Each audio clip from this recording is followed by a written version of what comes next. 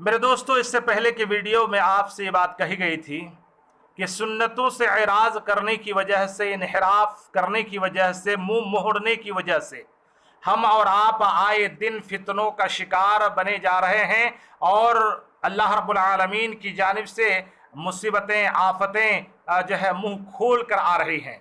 मेरे दोस्तों, अगर हम और आप चाहते हैं कि उनसे बचें तो ज़रूर है कि सुन्नतों को तलाश करें। मैं एक छोटी सी सुन्नत की तरफ आपकी तवज्जो दिलाना चाहता हूँ। इसलिए तवज्जो दिलाना चाहता हूँ कि आज मैं हूँ या आप हों या हमारे माशरे के लोग हों, वो ये कहते हैं कि आज की नई नस्ल बहुत ही ख़राब है। आज की नई नस्ल में हमारी आपकी वो औलाद जो पैदा हो रही है, जिसकी उम्र 10 साल, 12 साल, 15 साल, 20 साल, 25 साल है, हम और आप कहते क्या है, कहते हुए थकते नहीं हैं कि आज औलाद हमारी बेतरबियत है, आज औलाद हमारी बात नहीं मानती है, आज मेरा बेटा मेरा कहा हुआ नहीं मानता है, वो अपनी मनचाही जिंदगी गुजारने की कोशिश करता है, यानी वो नाफरमानी करता है और आपसे दूर होने की कोशिश करता है। मेरे दोस्तों, कभी हमने और आपने गौर किया कि उस बच्चे के इस नाअहली पर हम और आप ही जिम्मेदार हैं, कोई और दूसरा जिम्मेदार नहीं है। वहां कोई आलिम को आप जिम्मेदार नहीं बना सकते।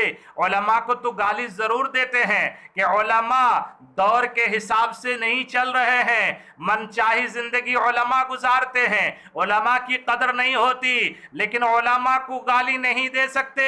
आप अपनी औलाद के ऊपर तरस खाइए कि आपकी वो औलाद आपके बात के तहत नहीं है और आपकी फरमाबरदारी करने के लिए तैयार नहीं है। क्यों भाई? आपने तो उस औलाद को अपने कोख से जन्म दिया है और आप दोनों मियाँ बीवी के मिलने के बाद आपके घर में वो पैदा हुआ है, कहीं दूसरी जगह से नहीं आया है, लेकिन उसके बावजूद वो हमारी आपकी बात को क्यों नहीं मानता? कभी हमने और आपने गौर किया है? मेरे इस नाकिस राय के मुताबिक और मेरे नाकिस दिमाग और समझ के मुताबिक मैंने जो एक नुक्ता तलाश किया, वो नुक्ता ये है कि आज के इस दौर में हम और आप अपने बच्चों की शादियों में, बच्चियों की शादियों में धूमधाम के साथ पैसे खर्च करके शानो शौकत वाली शादी बनाने की कोशिश करते हैं, लेकिन कभी हमने और आपने इस बात को सोचा है कि जिस बेटे की मैं शादी करने जा रहा हूं, दीनी तालीम से तो उसको कभी रोशनास नहीं कराया, कभी दीनी तालीम इन्हें सिखाया नहीं, न नमाजों के दुआओं को सिखाया, न रोज़ों के दुआ सिखाए, न नमाज का तरीका सिखाया, न बड़े छोटे की तमीज़ सिखाया।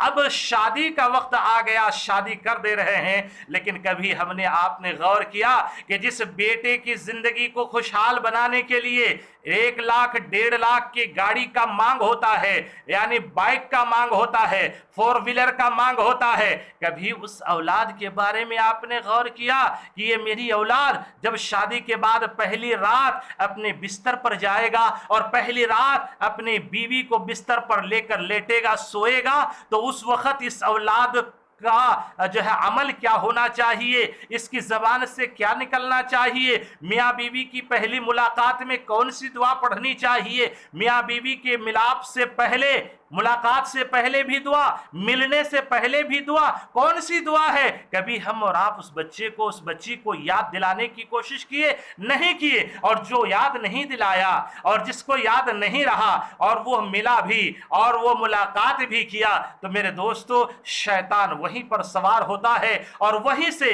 जब औलाद पैदा होती है तो वो जाहिर सी बात है, ना हल होगी ही, ना खलफ होगी ही, आपकी बातों का इनकार करने वाली औलाद तो बनेगी ही, नाफरमानी करने वाली औलाद तो बनेगी ही। लिहाजा मेरे दोस्तों, मैं आज के इस वीडियो में दोनों दुआ को सिखा रहा हूं। इन दोनों दुआ को जितने भी मेरे नौजवान सुन रहे हैं उसको याद करें, और जितने भी लोग देख रहे हैं अगर उनको याद नहीं है तो जरूर इन दोनों दुआओं को याद रखें और इसी के मुताबिक अमल करने की कोशिश करें। मेरे दोस्तों, नबी अलैहिस्सलातु वस्सलाम ने फरमाया कि जब तुम पहली रात अपनी बीवी को देखो तो उसके पेशानी के बाल को पकड़कर यह दुआ पढ़ो।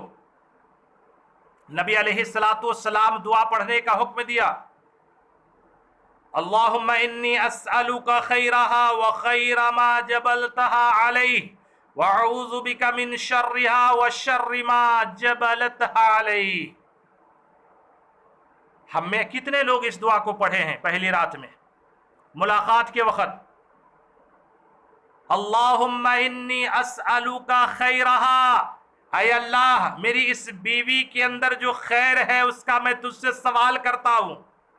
वअऊज़ु बिका मिन शर्रिहा व शर्रि मा जबलतहा अलैहि, और ऐ अल्लाह हम मेरी इस बीवी के अंदर या इसकी पेशानी में जो शर है, बुराई है, अल्लाह उससे मैं तेरी पनाह चाहता हूँ। सवाल भी है एक तरफ, पनाह भी है एक तरफ। कितने लोग इस दुआ को पढ़ते हैं और कितने लोग इस दुआ को अपने बच्चों को याद दिलाते हैं शादी से पहले। चलो इसके बाद जब दोनों मियाँ बीवी रात में बिस्तर पर लेटते हैं तो बिस्तर पर लेटने के बाद दोनों मियाँ बीवी का जब काम शुरू होता है तो उस वक्त भी दुआ है। आज के इस दौर में मैं समझता हूँ 90-95% लोगों को, नौजवानों को वह दुआ याद नहीं है। बगैर उस दुआ के वो अपनी बीवी से मिलता है, मुजामत करता है, हम बिस्तर होता है। तो मेरे दोस्तों, अच्छी औलाद की तवक्को कहाँ से कर सकते हैं? वह दुआ भी मैं आपको सुनाता हूँ। नबी अलैहिस्सलातु वस्सलाम अपने उम्मत के लोगों को ये पैगाम सुनाएं कि जब तुम अपनी बीवी से मिलो और अपने दिली ख्वाहिशात की तकमील करना चाहो और उसको अपने हवस का जो है शिकार बनाना चाहो, तो उस वक़्त उस काम के आगाज से पहले पढ़ो बिस्मिल्लाह, अल्लाहुम्मा जन्निबना शैतान व जन्निबिश शैतान मा रज़क़तना।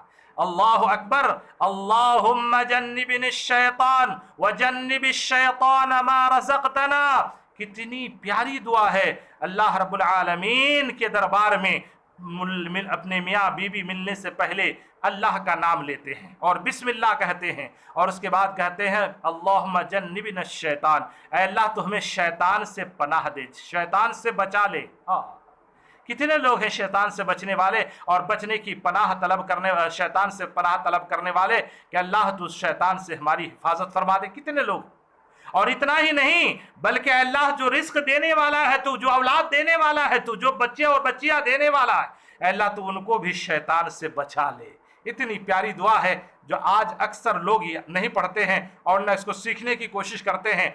बस शैतान के साथ ही हमारा हर काम होता है, तो वहाँ बरकत कहाँ से आएगी? और उस बच्चे से हम नेक जो है और उम्मीद, नेकी का उम्मीद कैसे कर सकते हैं? और उस बच्चे के ताल्लुक से कैसे ये हम सोच सकते हैं कि अल्लाह तबारक व तआला इसको नेक बना देगा, सालेह बना देगा, अच्छा बना देगा, दीनदार बना देगा, मुत्तकी बना देगा, परहेजगार बना देगा? मेरे दोस्तों, अगर चाहते हो तो इन दुआओं को ज़रूर याद रखना। अल्लाह रब्बुल आलमीन हम सबको अमल की तौफीक इनायत फरमाए। आमीन। अस्सलामु अलैकुम व रहमतुल्लाहि।